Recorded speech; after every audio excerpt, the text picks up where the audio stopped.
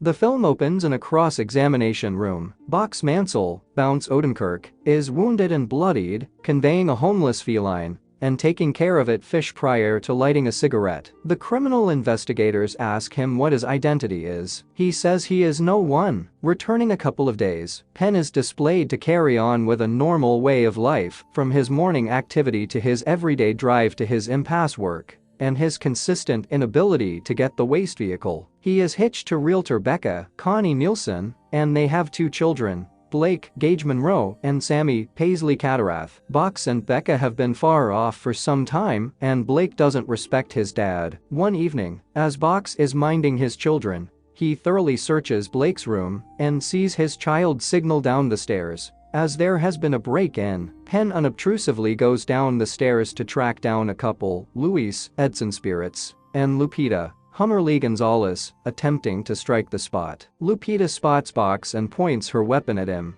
and he smoothly advises her to take the cash from the money bowl in the kitchen. The two additionally request Penn's watch and wedding band. However, he just allows them to take the watch. As they attempt to get away, Blake handles Luis and secures him in a hold. Lupita approaches them with the weapon, and Cubby seems to prepare to swing at her with a golf club. Yet he stops himself and advises Blake to let Luis go. He does, and Luis hits him directly upside the head before he and Lupita escape. The police show up later, with Box feeling remorseful for what occurred, and both Blake and the answering official reprimanding Box for not acting. At work, Box's chief father by marriage Eddie, Michael Ironside, converses with him and the occurrence, and Becca's sibling Charlie, Billy McClellan, gives Penn a weapon to safeguard himself. Penn later discusses with his sibling Harry, RZA, over the radio. Since he is secluded from everything, he tells Harry that he knew not to bring down the burglars, since he could see that Lupita's weapon was dumped. Box then goes to visit his resigned FBI specialist father David, Christopher Lloyd, who takes note that he doesn't look well. Regardless of attempting to keep approaching his life, Cubby can't shake the sensation of not doing anything for his family when they required him. At the point when Sammy makes reference to her kitty feline wristband being missing,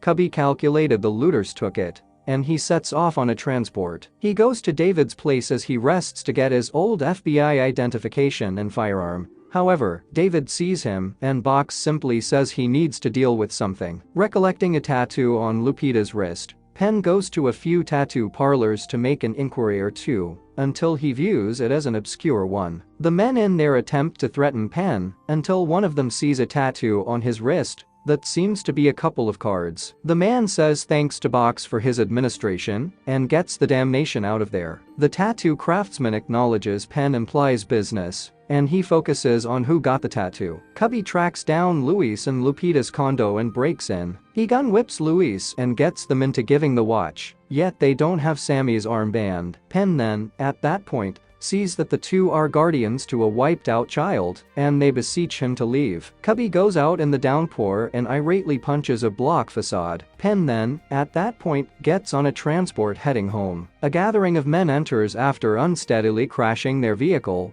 and they start to disturb different riders, including a solitary young lady. Cubby has the transport driver step out so he can deal with them. He starts a fight with the men, who get a couple of good hits on him. However, Cubby begins to wipe the floor with them. They threaten to use a blade on him and cut him in the side. However, he continues onward and wounds a couple of them, non-lethally, before he is tossed through the window. Penn figures out how to financially recover and return the transport to continue the fight. One of the men, Teddy, Alexander Buddy, snatches Cubby's weapon and attempts to shoot him when his other companions are down, just for Box to get a post off the transport, incapacitate Teddy, and afterward cudgel him with the shaft until he breaks his windpipe. Teddy begins to suffocate, yet Box does a tracheotomy to keep him relaxing. He then heads back home to find Becca actually alert. She sees him beaten and understands what he's been getting into, as she most likely is aware who Penn used to be. As she fixes up his cut injury,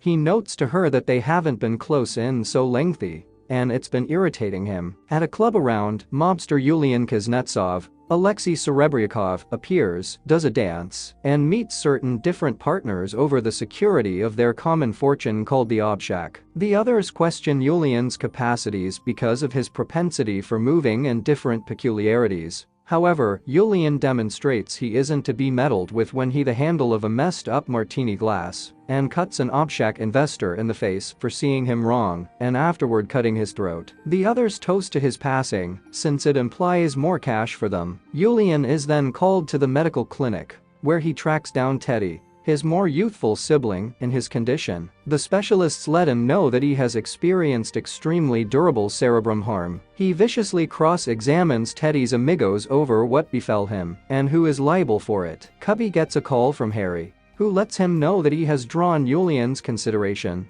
and that he is hazardous. He advises Cubby to visit a man called the stylist Colin Salmon for data on Yulian. Box goes downtown and observes that the hairstylist was anticipating him. He gives Box a record on Yulian, which stresses how savage he is and that the Obshak watches a huge number of dollars in hoard cash. Yulian has his henchwoman uncover anything that soil she can on Box. She extorts her source in the FBI with messy pictures of him until he goes down into the documents and tracks down exceptionally ordered data on Cubby. When the henchwoman sees that Box was once a savage executioner, she stops and lets Yulian be. He then, at that point, orders each man under him to pursue Box and to get him alive. As the Mansells plan to eat, he spots 3 vehicles showing up together and leaving across the road from his home. He realizes peril is coming, so he has Becca and the children concealed in a frenzy room in the storm cellar. He then flips off the lights as the shooters go into the house. Cubby continues to battle them, shooting and wounding the majority of them to death until he is tased in the neck. The shooters toss him in the storage compartment and get ready to take him back to Yulian. Nonetheless, Cubby recaptures awareness in the storage compartment and busts open it. At the point when he understands he can't simply carry out,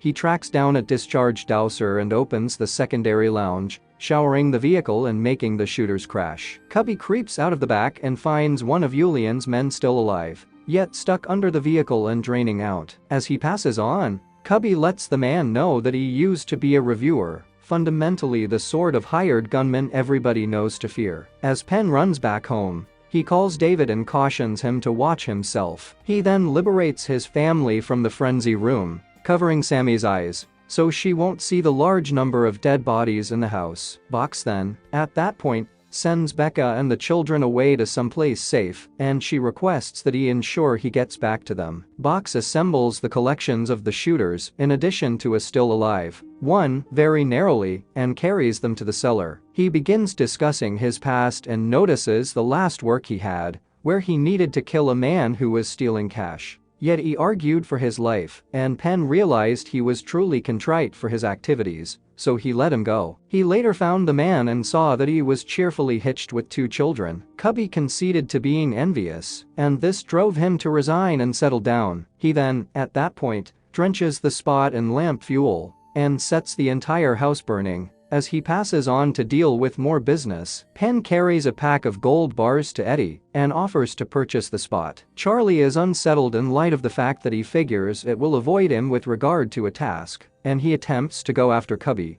just to get socked in the stomach. Eddie acknowledges the installment, and Box begins to revise the spot and set up booby traps everywhere. All he then, at that point, finds the Obshak and kills every one of the watchmen on the spot prior to consuming Yulian's cash. In the interim, 2 of Yulian's hooligans go to the retirement home where Box left David. They attempt to get him as he's dozing, yet David was ready and shoots one hooligan with a shotgun prior to choking out the other one. Penn goes to Yulian's dance club and has a feast there. The shooters encompass Penn until he uncovers that he has a claymore mine tied to his finger for good measure. Yulian has them pass on to converse with Penn, where he uncovers to the horde manager that he obliterated all that he has. Yulian goes crazy after learning the Obshak is gone. Box leaves, and Yulian and his men seek after him. Box leads them on a rapid pursuit through the roads, killing a few men prior to figuring out how to return to the stockroom. The bad guys arrive at the distribution center also and start terminating at Box. He is then astonished by both Harry and David, who came to help Cubby. They shoot, cut, and explode different thugs, inspiring them to step over the booby traps, for example, an instrument that flames bar to skewer the colleagues, or one more that explodes them. The 3 are then left with Yulian, who commits to getting Penn's entire family. Cubby then snatches the mine and tapes it to an indestructible glass window. He begins running toward Julian and pulls the trigger, shooting Julian against the wall and killing him. Cubby expresses gratitude toward Harry and David for their assistance, however, has them leave similarly as the police show up. He then, at that point, tracks down the feline and takes it with him. Scale back to Penn in cross-examination, where he still just lets the analysts know that he is simply no one. The two then get calls, where nothing is heard or expressed, yet they are compelled to let Penn go. After 90 days, Cubby and Becca are checking another house out. The realtor then, at that point, gets a call for Penn. He responds to it, and keeping in mind that nothing is heard once more, it's suggested that it's someone still after Box. He and Becca then inquire as to whether the house has a storm cellar. Now I am going to give you the history behind this movie. Nobody. Nobody is a 2021 American activity spine chiller movie coordinated by Ilya Naishuller